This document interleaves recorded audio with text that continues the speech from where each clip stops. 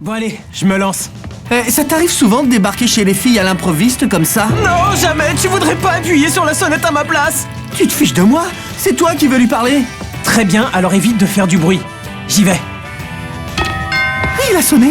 Je rentre chez moi. Hé, reviens, tu vas quand même pas m'abandonner, ordure. Oui? Bonjour, je m'appelle Akito Takagi, je suis dans la classe de Mio. Je voudrais lui poser une question sur l'examen de demain.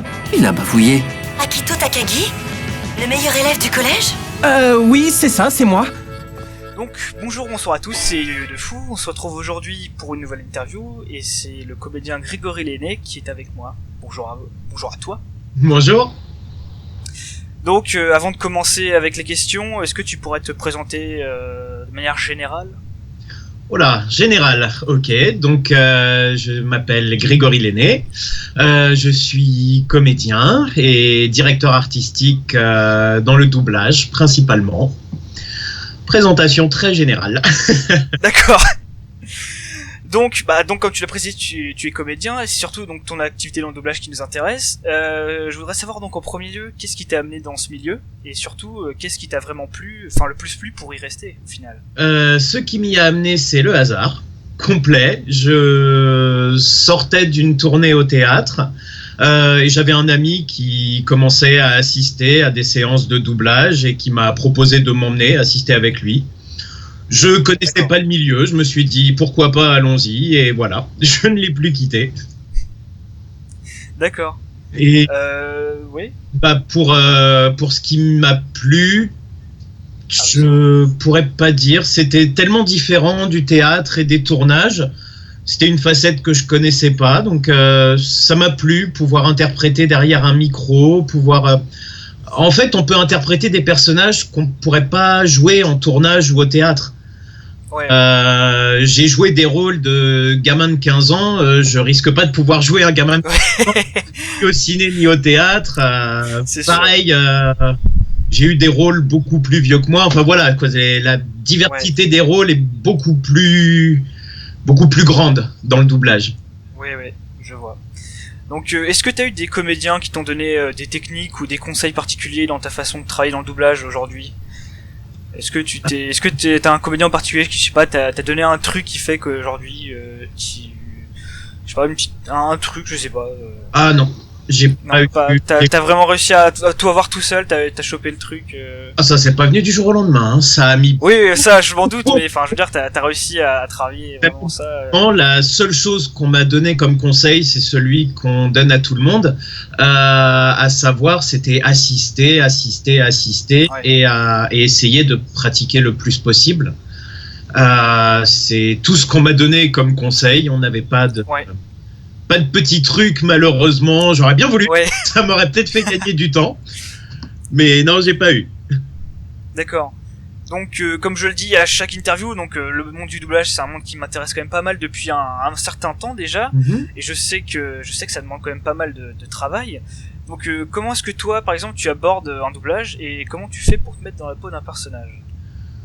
On n'a pas trop le temps de l'aborder, le doublage, puisque quand on vient doubler, en général, on ne sait pas sur quoi, on ne sait pas qui. Donc, c'est très dur d'aborder un doublage. Après la deuxième partie de la question, c'était quoi? C'était donc comment fais-tu pour te mettre dans la peau d'un personnage? Et sinon, pour être un petit peu plus précis, c'est surtout aussi ce qui est intéressant, c'est l'écart de langue. Comment est-ce que tu l'abordes justement l'écart de langue, par exemple avec le japonais, comme tu fais beaucoup d'animation. Comment est-ce que tu fais pour aborder cet écart de langue en tant que comédien et aussi en tant que directeur artistique, puisqu'après tu donnes aussi des indications justement aux autres comédiens. C'est pas venu tout seul non plus, c'est assez difficile au départ, surtout avec le japonais qui est une langue qui est vraiment complètement différente de nos langues latines. Autant avec l'anglais, d'accord, c'est de l'anglais, mais ça va. Autant le japonais au départ, fallait décrypter les intentions, fallait se mettre dedans. Ce qui m'a pas mal aidé aussi, c'est que j'ai pris des cours de japonais. Ah oui, pour le coup, oui. Voilà, donc ça m'a bien aidé. Puis la pratique aussi, ça fait des années que j'officie sur des animés, donc à force, j'ai été plusieurs fois au Japon aussi. voilà, tout ça, l'ensemble a fait que voilà, j'arrive maintenant à bien appréhender, à comprendre. C'est plus facile maintenant. Ça aussi, c'est pas venu du jour au lendemain. C'est la pratique qui m'a aidé. D'accord. Donc, de ton expérience, est-ce que le rythme des productions des doublages est un facteur qui te touche beaucoup? C'est-à-dire on se dit souvent dans le milieu quand même que le doublage, enfin en tout cas ça va de plus en plus vite. Ah oui, tout ce qui est de production, ça va de plus en plus vite, on enchaîne. Et est-ce que toi, en tout cas, c'est un facteur qui te touche beaucoup quand tu fais du doublage? Est-ce que tu ressens en tout cas que ça va vraiment très vite? Est-ce que ça te gêne? Comment tu le vois, toi? J'allais dire, je suis quand même assez nouveau dans le doublage par rapport à beaucoup d'autres, par rapport à la majorité des comédiens. Moi, ça fait que quelques années. Donc, quand je suis arrivé, tout allait déjà très vite. Après, je vois effectivement, je ressens la vitesse selon les programmes qu'on double, puisqu'on a des programmes où on a beaucoup de temps, des programmes où on n'en a pas du tout. Dans le manga, en général, on a assez peu de temps. Ça doit aller très très très vite. Donc on peut pas trop se permettre d'en perdre. Il y a les séries live et les films live, en général, on a beaucoup plus de temps pour les travailler. Donc ouais, je le ressens quand même un petit peu quand je double sur un manga. D'accord. Donc jusqu'à aujourd'hui, tu as doublé donc pas mal de personnages dans l'animation, comme Connie Springer dans l'Attaque des Titans. Qu'est-ce qui t'arrive? Réveille-toi! Hé! Tiens bon, allez! Hé, Armin, reste avec nous! Armin! Armin, ça va? T'es blessé? Où est ton escouade? Mon escouade? Allez, Armin, il faut te ressaisir. Où sont passés les autres? Shintaro Natsume dans Belzebub. C'est pas la peine de s'énerver. Si je traînais avec Oga, c'était uniquement pour récupérer des renseignements utiles. J'en ai les larmes aux yeux. Je ne savais pas que vous aviez ce sens du mélodrame. J'ai fait le tour des manifestations du coin et je crois que je vais rester avec vous. Vous me faites bien marrer. T'as également la voix de Shinji Koganei dans Kuroko's Basket. En parlant de ça, je vous amène un second. Il me fout trop les jetons. Il est vraiment en seconde, ce type? En tout cas, il a l'air doué. Vous voilà, vous. Il y avait plus personne quand l'armoire à glace s'est pointée. Et ça alors? Il reste une fiche d'inscription. Tu y as jeté un œil? Ah non, désolé. De Finian dans Black Butler. Il a fini par venir picorer dans ma main. J'étais tellement heureux que j'ai voulu le caresser tout doucement. Et d'un seul coup, il est tombé inerte. Ah, mon pauvre petit oiseau, comme tu me manques. De Akito Takagi dans Bakuman. Pourquoi t'essaies pas plutôt de décrocher un Pulitzer? Parce que le manga rapporte beaucoup plus que la littérature traditionnelle et que c'est le genre que je préfère. C'est mon rêve depuis toujours. Quoi, tu as envie d'être fonctionnaire, de te planquer derrière un bureau toute ta vie, les yeux rivés sur ta montre? Non, je sais pas encore ce que je veux. Alors pourquoi tu refuses ma proposition? Et puis plus récemment de Yumai Sogai dans Assassination Classroom. Oui. Même en s'y mettant tous ensemble, on n'a pas réussi à le toucher. Apparemment, il est l'heure, mademoiselle Irina. Le cours va commencer. On doit retourner en classe. Ce poulpe profite même de voler à une vitesse supersonique pour corriger nos copies. T'es sérieux? Ouais, il a même fait un dessin sur ma copie. Parmi tous les personnages que j'ai cités, ou même d'autres que tu as pu faire, il y en a un en particulier qui ressort dans ceux que tu as vu? Il y en a deux, mais il y en a un, c'est pas dans un animé. Donc si c'est les animés qui intéressent, le personnage que j'ai... Bon, il y en a beaucoup que j'ai adoré. Celui vraiment que j'ai adoré, c'était Aido dans Vampire Knight. Comment ose-t-il pointer une arme sur Kaname? J'espère qu'un tel affront ne restera pas impuni. Mais je ne suis pas comme toi, je ne répondrai pas par les armes. Car je partage comme tout le monde ici l'idéal de paix du directeur. Tu sembles oublier une chose. Si cette académie existe, c'est grâce à des êtres comme Kaname, des sangs purs qui eux aussi aspirent à la paix. Voilà, c'est lui vraiment, un petit côté un peu vicieux, un peu hautain aussi, tout ça. Ouais. J'aime beaucoup. Beaucoup. Ouais, c'est vraiment lui. Et sinon, l'autre personnage, tant qu'on y est, pour la curiosité. Ouais, c'est dans la série The Guild. C'était mon personnage de Zabu dans la web série The Guild. Ah oui, la web série. Oui. Voilà, qui lui m'a donné un plaisir incroyable. D'accord. J'ai pas eu trop de mal à te trouver. Normal, je suis trop fort. Adresse, facture de téléphone, ordonnance de Xanax. Ta vie n'a plus aucun secret pour moi. Plutôt cool, hein? Oui, en fait, non, pas vraiment. J'aurais bien aimé être là pour le raid, mais le bus a pas arrêté de faire des pauses pipi pour toutes les vieilles. Carrément dégueu. Codex, en ce moment, tu as l'air triste. Et je suis venu ici, dans le monde matériel, pour te prendre dans mes bras. Pour revenir rapidement sur Bakuman, je pense que tu as déjà peut-être un petit peu répondu par rapport aux contraintes de temps, tout ça. T'as eu justement un des rôles principaux dans cette série, mais il me semble qu'en fait la 3e saison n'a pas été doublée, si je dis pas de bêtises. Et non, malheureusement. Et je voulais savoir si toi tu savais pourquoi ou si c'était juste. Je peux que supposer. Ouais, je suppose que la chaîne de télé n'a pas acheté la saison 3, tout simplement. D'accord, ouais. Ouais, c'est ma supposition, c'est ça, puisqu'on a doublé les 2 premières saisons et le studio m'a dit qu'elles avaient été diffusées. Donc je pense que la chaîne de télé n'a pas acheté la saison 3 et que c'est pour ça que l'éditeur ne l'a pas doublé. D'accord. Donc comme tu as dit tout à l'heure aussi, tu es souvent directeur artistique. Donc tu l'as été entre autres sur l'Attaque des Titans, Claymore, Kill la Kill, Tiger and Bunny, les OAV de Black Lagoon aussi, si je dis pas de bêtises. Kill la Kill, c'était pas moi. Ah, c'était pas toi Kill la Kill. Ah, j'avais cru comprendre que c'était toi. Ah, pas du tout. J'ai pas du tout dirigé Kill la Kill. Ah, grosse nouvelle pour moi parce que je sais plus sur quel site c'était, mais j'avais lu que c'était toi. Donc ils ont dû se tromper. Ah oui, c'est une erreur, c'est pas moi. Eh bien, grosse erreur. Dessus, j'ai doublé. Ouais, doublé, ça je sais, ouais. Mais je pensais que tu étais directeur artistique. Eh bien, grosse erreur. Donc, est-ce que tu peux nous parler un petit peu plus en détail de ce que c'est d'être directeur artistique, tout simplement? Et surtout aussi, est-ce que tu pourrais nous dire après si tu as beaucoup de restrictions, en tout cas dans l'animation, comme tu étais beaucoup dans l'animation, et ou sinon est-ce que tu es libre dans tes choix pour choisir tel ou tel comédien, par exemple? Alors, on va répondre dans l'ordre. Donc, qu'est-ce que c'est qu'être directeur artistique? C'est de la pression. C'est une putain de pression de malade.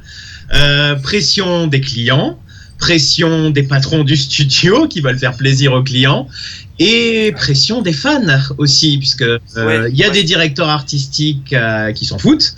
Moi, je m'en fous pas de l'avis des fans dans général. J'aime bien quand ils apprécient mes doublages, donc ça c'est beaucoup de pression pour moi de part et d'autre, puisque les envies des fans sont pas toujours les envies des clients. Donc voilà, concilier les deux c'est très très dur. Et puis de la pression aussi de savoir si on est capable d'être directeur artistique. La première fois que je l'ai été, c'était sur la saison 3 de Iki Toussaint. Et j'ai flippé, mais comme pas possible. C'est la peur, se dire est-ce que je vais réussir à me faire comprendre des comédiens? Est-ce que je vais oser les diriger? Ils ont plus d'expérience que moi. Est-ce qu'ils vont m'écouter? Ouais, c'est beaucoup de peur. Et la peur reste assez longtemps au début. Ça part pas dès le premier doublage. Hein. Elle m'a bien collé à la peau quelque temps. Donc voilà, mais après, avec les années, on prend confiance en soi. Il y a juste une chose qui change jamais, c'est la pression, qui est toujours là. D'accord. C'est voilà. Après, ça y est, ma mémoire de poisson rouge fait que j'ai oublié la deuxième. Pour la suite, c'était en gros, est-ce que quand tu es, en tout cas toi dans ton cas à toi, est-ce que quand toi tu es directeur artistique dans l'animation en principal, est-ce que tu es totalement libre de tes choix en termes de comédiens que tu prends, ou alors t'as plus ou moins des restrictions? Alors, ça dépend des séries et des clients. Dans 80% des cas, je ne suis absolument pas libre. Ouais, d'accord. Ouais. C'est dans la très grande majorité des cas, je dois rendre des comptes aux clients dès le début, à savoir qui je mets sur quel rôle. Il faut faire des essais quasi systématiquement sur les personnages principaux, parfois même les secondaires. Dans de rares cas, mais c'est déjà arrivé sur tous les personnages sans exception, même le personnage qui a 3 phrases. Il y a eu certaines séries, c'était comme ça. Donc Non, en général, on n'est pas libre du tout de nos choix. On doit au minimum donner des essais avec plusieurs voix possibles et c'est le client qui choisit. Nous, on a toujours le droit de donner notre avis en disant voilà, je préférerais un tel ou un tel parce qu'on trouve que dans les essais, c'est lui qui colle le mieux. Mais le client ne suit pas toujours nos recommandations. D'accord. Très bien. J'aurais voulu savoir également ce qui te plaît le plus dans le doublage, toi. Et est-ce que tu as un poste préféré entre comédien et directeur artistique? Mais vu ce que tu as répondu avant, je me dis que tu préfères peut-être être comédien, non? Enfin, jouer plus que diriger, non? C'est très très dur. Très très dur à dire. Je pense que si vraiment je réfléchis longtemps et que je pèse le pour et le contre, je pense que je vais dire comédien, mais parce que j'ai toujours été comédien à la base, ça a toujours été ma passion, ma vocation, c'est tout pour moi, comédien. Donc je pense que je vais préférer comédien, mais j'adore être directeur artistique. Je trouve ça, c'est très différent que d'être comédien et c'est deux choses très différentes, donc c'est pour ça que j'aurais du mal à choisir. Les deux me passionnent. D'accord. Sinon, j'aimerais aussi savoir quelle est la définition d'un doublage réussi selon toi. Alors la définition, je vais la voler à quelqu'un parce qu'elle est pas de moi. En plus, je crois que je vais la voler, mais mal parce que je me souviens plus des mots exacts. Mais un bon doublage, c'est un doublage qui se fait oublier. C'est un doublage où on ne sait pas que c'est un doublage. On regarde l'œuvre et on oublie qu'elle est doublée, on oublie qu'elle a été tournée dans une autre langue. C'est valable pour les animés, comme pour les films, comme pour les séries. C'est valable pour tous. On regarde et on ne sait pas que c'est doublé. D'accord. Eh ben c'est très bien ça comme définition. Voilà. Mais c'est pas la mienne. Mais voilà, là je vais faire un petit clin d'œil à quelqu'un que les auditeurs vont probablement connaître, à savoir c'est la définition de Bruno Meyer. Ah oui, comédien que j'aime beaucoup aussi d'ailleurs. Donc c'est sa définition et je la trouve très bonne, donc je la lui pique. C'est pas mal. Au final, quelle est ta meilleure expérience, je dirais, dans le doublage jusqu'à maintenant? Et s'il y avait quelque chose que tu devais retenir en particulier, une anecdote ou autre. Oh là, il doit y en avoir que je prépare cette question parce que des anecdotes, il y en aurait des tonnes et des tonnes, mais c'est justement au moment de les choisir qu'on les a pas en tête. Il y a tellement de choses, tellement. Je sais que ma meilleure expérience, là où j'ai pris vraiment le plus de plaisir, ça reste The Guild, qui a vraiment été pour moi une expérience formidable. C'est pas la série que j'ai préférée, mais c'en est une que j'ai adoré doubler, c'était Bakuman. Parce que déjà on doublait en permanence avec Adrien Solis, l'autre pro. On était en permanence ensemble tous les deux. Et Adrien en plateau, c'est quelqu'un qui est très plein de joie de vivre, plein plein de je sors une connerie tous les 30 secondes. Je ne m'arrête jamais, je suis en roue libre constamment. Donc ce sont des crises de rire continuelles. Donc voilà, on a mis du temps à doubler Bakuman parce que nos personnages parlaient beaucoup et c'était que du plaisir parce qu'avec Adrien, c'était que de la rigolade constamment. D'accord. Ça, c'est un doublage que je retiens beaucoup pour ça. D'accord. Au final, c'est une bonne réponse, hein, je trouve, à la question. Sinon, il existe aujourd'hui des écoles pour former au doublage qui sont assez critiquées par le milieu. Est-ce que toi, tu as un avis là-dessus? Partagé. Mon avis est partagé. En premier lieu, c'est vrai que j'aurais tendance à les critiquer, mais peut-être pas pour les mêmes raisons que mes camarades comédiens. Moi, je les critique parce qu'en fait, elles forment beaucoup de monde au doublage, alors que malheureusement, nous sommes dans un milieu où il y a de moins en moins de boulot. Très peu de place. Il y a de plus en plus de monde qui arrive. Sur le principe, je trouve ça bien que tout le monde ait sa chance, c'est normal.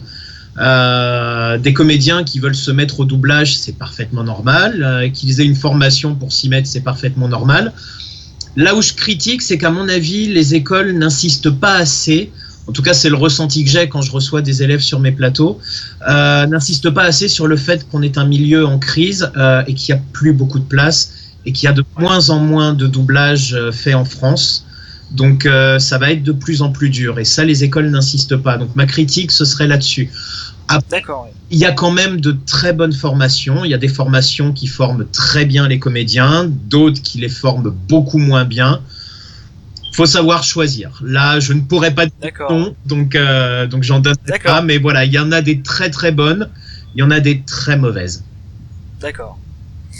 Sinon, aujourd'hui, il existe aussi beaucoup de conventions sur les jeux vidéo, les mangas, tout l'univers geek otaku, tout ça à travers la France. Est-ce que tu as déjà été invité à ce genre de convention? Et si oui, est-ce que ce sont des événements qui te plaisent? Et non, j'ai jamais été invité. Même pas en fait.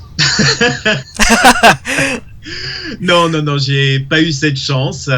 J'espère l'avoir un jour. J'espère faire un rôle assez important pour qu'on ait envie de m'inviter. Même sans être invité, honnêtement, j'y vais régulièrement dans les conventions parce que même à titre personnel, j'adore ça. J'adore l'ambiance sur place. Bon, il y a les clients pour qui on double aussi qu'on rencontre. On aime bien aller leur faire un coucou. Ça leur fait plaisir en plus. Donc voilà, il y a ça et l'ambiance. Ça fait que j'y vais régulièrement quand même. Si un jour j'y vais en tant qu'invité, je serais très content. D'accord. Sinon, j'ai remarqué donc, comme je te suis sur Facebook, que tu communiques pas mal sur les doublages auxquels tu participes. Enfin, j'ai remarqué que parfois, en tout cas, tu disais un peu quel doublage tu faisais. Dès que t'en as l'occasion, est-ce que c'est une chose importante pour toi de pouvoir communiquer à ceux qui te suivent un petit peu ce que tu fais en doublage? Parce que c'est vrai qu'il y en a pas beaucoup qui le font comme comédien, qui communiquent comme ça. J'ai tendance à... Comment dire, je ne vais pas cacher que j'ai deux profils Facebook. J'ai mon profil en tant que comédien et j'ai mon profil réservé à la famille et aux amis proches. Et j'ai un peu, j'ai un peu tendance à raconter ma vie. Donc voilà, que ça intéresse, que ça intéresse pas. Sur mon profil privé, par exemple, je passe mon temps à raconter beaucoup de conneries aussi, mais un peu tout et n'importe quoi. Et c'est vrai que j'ai pris le pli sur mon profil comédien de raconter un peu ce que je faisais. Au cas où ça intéresse, si ça se trouve ça en intéresse personne, est-ce que je poste, tout le monde s'en fout, je sais pas, mais... Ah bah moi de savoir quand il y a des nouveaux animés qui sont doublés, moi j'aime bien, ça fait de l'info. C'est l'impression que j'ai eue en fait quand j'ai commencé à poster, je me suis posé la question de savoir est-ce que je crée un profil comédien ou pas. Je me suis dit, on me posait en fait plusieurs questions par email ou... Voilà, on avait ou en plateau, des personnes qui venaient assister me posaient, donc je me suis dit allez, je crée un profil comédien pour voir. Et dès que je l'ai créé, j'ai eu des gens qui sont venus et puis qui m'ont posé plein de questions, qui m'ont dit et c'est quand tes prochains doublages et qu'est-ce que tu vas faire et tout ça. Donc ça m'a décidé à commencer à poster des news. Parce que finalement c'est vrai que, moi je connais pas mal de gens aussi qui sont intéressés au doublage et on se rend souvent compte qu'il y a beaucoup de comédiens en fait qui communiquent pas forcément. Et quand on voit que certains comédiens communiquent, par exemple comme vous, Arnaud Laurent par exemple, qui lui aussi communique pas mal sur ses rôles, au moins on se dit bon, ça a l'air de l'intéresser ce qu'il fait, puis en plus au moins il montre un petit peu aux gens ce qu'il fait, et puis c'est bien parce que parfois on se dit ah bah tiens l'animé là il va être doublé en français, donc on se dit il y a un peu ça fait de l'info quoi. Il y a un peu deux écoles de pensée chez les comédiens de doublage.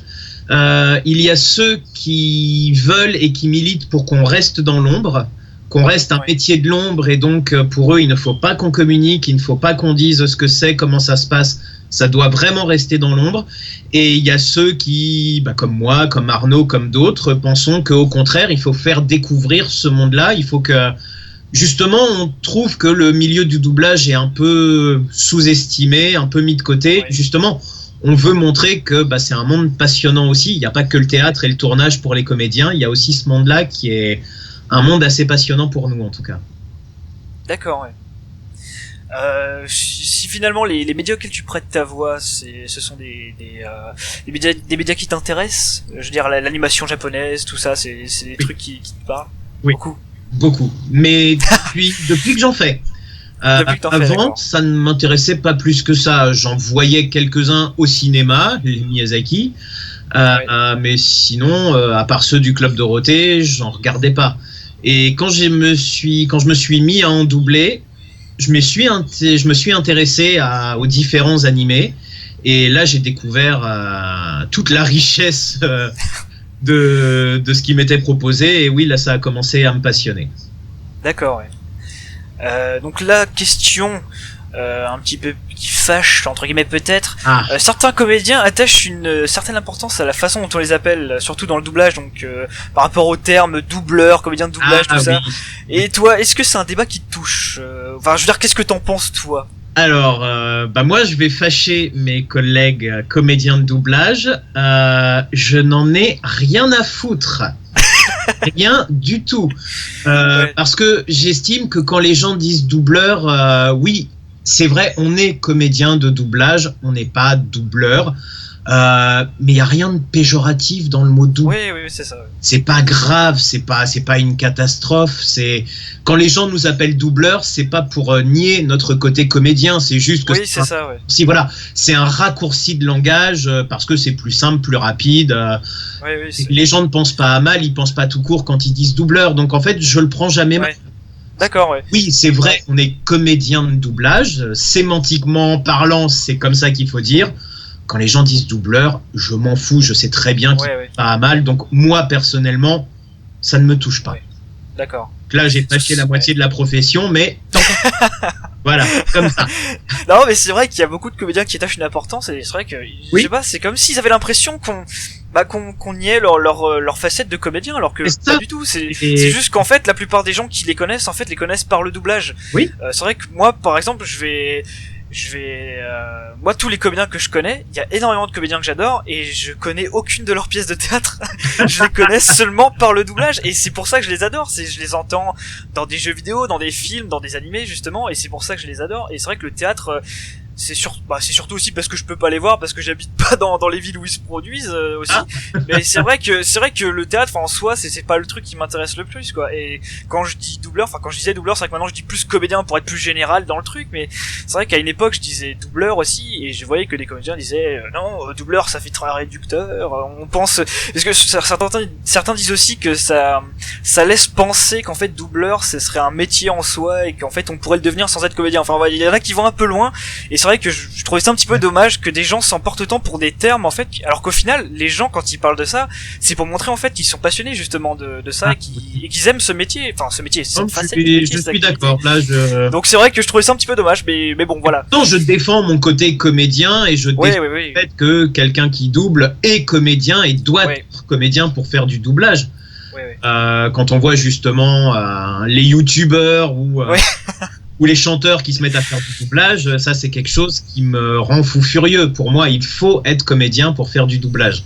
Donc, mais quand un fan parle de doubleur, je ne prends pas pour moi, je m'offusque pas. Je sais très bien que c'est pas pour nier le côté comédien. C'est comme je disais, c'est juste un raccourci de langage. Donc pour moi, c'est pas grave.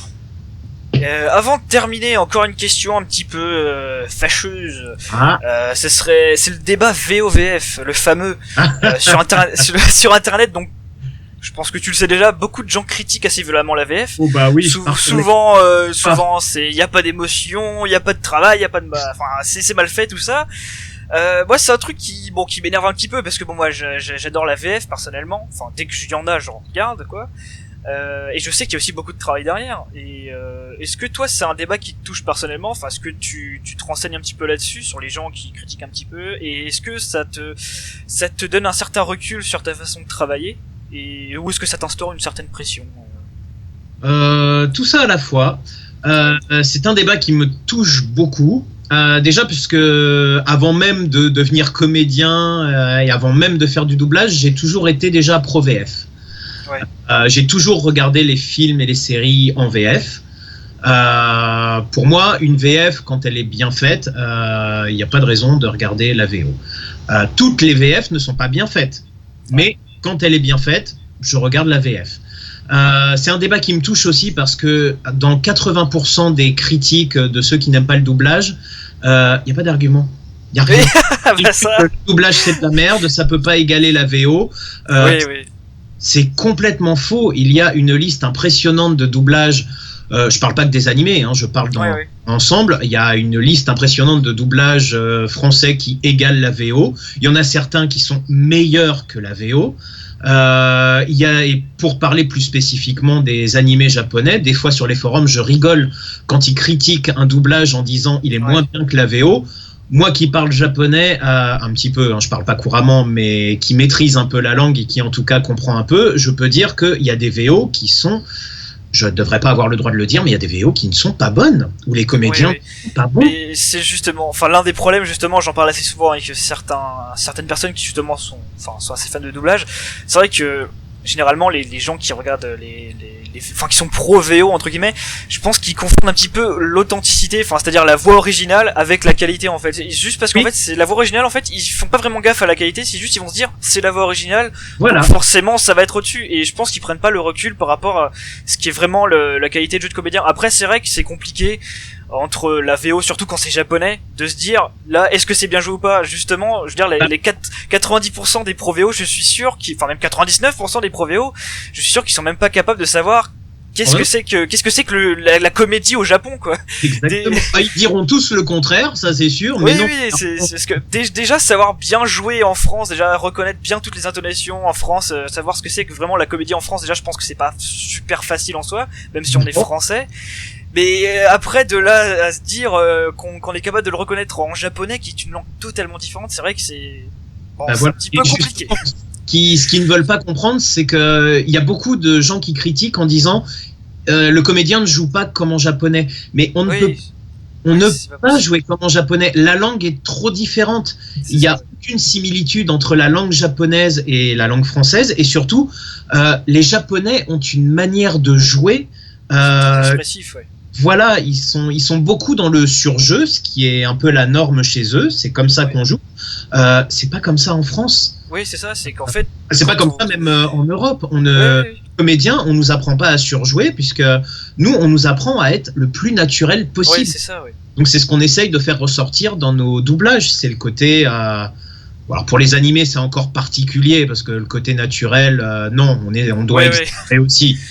Mais bon, bref, tout ça pour dire, entre le japonais et le français, on ne peut pas imiter le japonais, ça ferait un doublage ridicule. C'est pas. Oui, c'est ça. Donc oui, non, la majorité des pro VO, je regarde énormément les critiques, mais je ne m'intéresse vraiment qu'à ceux qui ont des arguments, qui disent je n'ai pas aimé tel doublage pour telle raison et telle raison. Ceux qui disent le doublage VF c'est de la merde, m'intéresse pas. Je veux des arguments. Et ça c'est sûr. Ouais. Le doublage VF c'est de la merde, j'ai envie de dire ouais c'est ça, vas-y, cause toujours, tu m'intéresses quoi. C'est ça. D'accord. Et donc pour terminer, en dehors du doublage, même si c'est lié, j'ai remarqué que t'as co-créé une web-série humoristique axée sur le doublage de films pornographiques. Oui, exactement. Qui m'a fait assez rire. Une web-série que j'avais trouvé assez drôle, qui met en scène un directeur artistique et un ingé son, si je dis pas de bêtises. Donc qui sont joués par Bruno Meyer et Bastien Bourlet. Exactement. Et donc qui castent des comédiens pour faire des doublages de films porno. Voilà. Oh, ouvre tes chakras. Oh, je sens mon fluide se réchauffer. Oh, je le sens, putain. Oh, je peux tout faire. Oh, je suis chaud là, je suis chaud. Oh, vas-y, balance la sauce. Ok, on y va. Enfin, un vrai projet à doubler. On va pouvoir travailler avec un peu plus de profondeur pour une fois. Ça, question profondeur, tu vas être servi. Je te signale qu'on double toujours du porno, là. Ouais, mais c'est la parodie de Retour vers le futur, c'est mon film d'enfance. J'aimerais bien revenir il y a longtemps pour me dire à moi-même que je vais doubler... C'est quoi le titre de la version déjà ? Spaceman Fox Pluto, c'est le titre original. En français, on l'a traduit par l'homme de Pluton, mais c'est nul. Ouais. En anglais, c'est beaucoup plus drôle parce que Pluto signifie Pluton, la planète, d'où l'utilisation du mot Spaceman qui signifie homme de l'espace. Et en plus, Pluto, c'est le prénom du chien de Mickey, alors du coup, ça fait un jeu de mots sexuel. Bon, ça va là. C'est nul comme titre. Et c'est assez drôle, c'est très court mais assez drôle, j'ai trouvé ça assez intéressant. Cool. Et donc je voulais savoir si tu pouvais nous parler plus en détail de ce projet, qu'est-ce qui t'a motivé de faire une web série et surtout là-dessus. Eh bien, donc avec le réalisateur Jim Coindin, en fait, c'est un de mes meilleurs amis, et on était assis un soir en discutant, en se disant, lui voulait réaliser une web série, moi je voulais tourner aussi, puis en créer une, et on s'est posé les questions, et comme j'étais dans le milieu du doublage, on s'est dit, attends, le doublage, ça peut intéresser les gens, ça peut leur faire découvrir ce que c'est. qu'est-ce qui pourrait amener un côté comique et intéressant, et on s'est dit, le sexe. Ouais. on va faire la vie d'un studio de doublage porno. Voilà, et donc on est parti là-dessus, on a réfléchi aux personnages, à qui pourrait y avoir. Et donc, on a mis du temps à la tourner, puisque les épisodes qui sont disponibles sur YouTube sont les épisodes, on va dire, finaux, qu'on a réussi à avoir, mais on en a tourné beaucoup d'autres avant qui ne nous satisfaisaient pas et qu'on n'a jamais mis en ligne. Sachant que il y en a d'autres en tournage actuellement. Il y en a 4 autres sur le point d'être montés, 4 autres qui vont être tournés très prochainement. Donc la série n'est pas terminée. Ça, c'est une bonne nouvelle. Elle est un petit peu longue à arriver parce que c'est une web série, mais ça nous coûte de l'argent. Et puis il y a du boulot à côté aussi. Voilà, on l'a produit réellement, donc elle nous coûte de l'argent. Donc c'est pour ça qu'on ne tourne pas autant qu'on veut. Et puis on veut surtout que ce soit bien. On veut pas renier sur la qualité. Donc, mais voilà, on tourne toujours. Il y a de nouveaux épisodes qui vont pas tarder à arriver. D'accord. Et ça c'est très bien. Je voulais savoir s'il y aurait une suite, mais bon, t'as répondu à la question en avance, donc c'est très bien. Donc voilà, l'interview est terminée. J'ai plus de questions. Est-ce que t'as quelque chose à rajouter, un petit mot pour la fin, une promo, quelque chose, un truc? Pour ceux qui jouent aux jeux vidéo, j'ai fait mon premier jeu vidéo hier. C'est bien ça. Voilà, vous pourrez m'entendre dessus. Je crois que je n'ai pas encore le droit de dire ce que c'est, donc je ne le dirai pas malheureusement. Mais en tout cas, voilà, je suis très content de rentrer enfin dans le monde du jeu vidéo en doublage. Promo, qu'est-ce que je peux dire? Pas grand-chose, à part que la suite de Food Wars sur laquelle j'étais va commencer en doublage. Et c'est à peu près tout ce que je peux spoiler pour le moment. Je n'ai rien d'autre en stock. D'accord. Donc le mot de la fin, ce sera surtout merci pour cette interview. C'était très sympa d'avoir pensé à moi. De rien. Oui, de rien, parce que j'essaye de faire sur ma chaîne en fait une sorte de, je dirais pas de vulgarisation, mais j'essaye d'un petit peu d'intéresser les gens au doublage, parce que moi je trouve que c'est intéressant. Et puis comme il y a beaucoup de gens sur internet qui n'aiment pas ça, j'essaie de montrer un petit peu sur ma chaîne que les doublages c'est pas forcément de la merde. S'il vous plaît les gens, regardez. En fait, ce que j'ai envie de faire un petit peu, ce que j'ai envie de faire sur ma chaîne quand j'ai commencé à faire mes vidéos, c'est à la base, je fais des vidéos qui s'appellent doublage VF, où en gros je prends un jeu, un animé, en gros je monte les comédiens et je mets des extraits en gros pour montrer. Et c'est un peu comme si je disais au pro VO genre je vous mets devant le fait accompli et osez me dire que c'est de la merde quoi. En gros, c'est un petit peu ça le truc. Et donc je me suis dit un jour pourquoi pas faire des interviews de comédiens, et pas forcément des comédiens qui sont que super connus, parce que la plupart les connaissent déjà, et puis avoir des comédiens qui sont un peu moins connus et qui font des trucs parfois aussi intéressants à côté, que ce soit plus dans l'animation ou même qui font des web-séries, comme toi par exemple. Je trouve que c'était quelque chose d'intéressant, et puis en plus je vois que ça intéresse un petit peu de gens, donc c'est bien, c'est sympa. Donc voilà. En tout cas, merci à toi d'avoir accepté cette interview, et je dis à ceux qui me regardent, à la prochaine. À la prochaine. Ça alors, il lui a donné le coup de grâce. Il connaissait exactement son point faible. Il faut vite qu'on parte avant qu'il ne vienne par ici. Non, regardez, on n'a pas du tout l'air de l'intéresser. S'il avait voulu nous attaquer, il l'aurait déjà fait. C'est étrange, on dirait que ce titan a appris les arts martiaux. Qu'est-ce que ça peut vouloir dire? À mon avis, c'est forcément un déviant. Il y a encore pas mal de choses qu'on ne comprend pas sur eux. En attendant, il faut qu'on aille au QG. Attends, Mikasa n'a plus du tout de gaz. Quoi? C'est vrai? Comment on va faire alors?